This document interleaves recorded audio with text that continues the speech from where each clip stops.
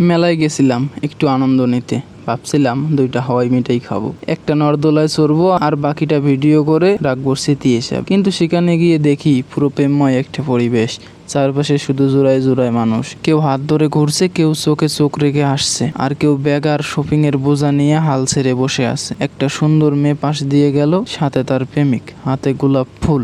আমি ক্যামেরায় জুম করে ধরে সেই মুহূর্তটা। কেন জানো? কারণ ওদের চেহারায় একটা প্রশান্তি ছিল যেটা ছবিতে ধরা যায় কিন্তু কথায় বোঝানো যায় না। তারপর একটা ছোট্ট ছেলেকে দেখি চিৎকার করে বেলুন চাইছে, তার বাবার কপালে ঘাম, তবুও মুখে হাসি।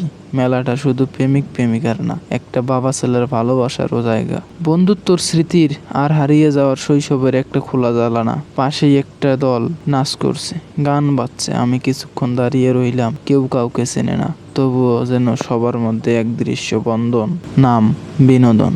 মেলায় গেলে একটা জিনিস শেখা যায়, জীবনটা খুব জটিল না। একটা ফুচকা, কিছু হাসি আর কিছু মানুষের সাথে সময় কাটালেই মন ভালো হয়ে যায়। তবে একটা কথা কষ্ট দিল, আমি ঘুরলাম একা, হাতে ছিল ক্যামেরা, পাশে কেউ ছিল না।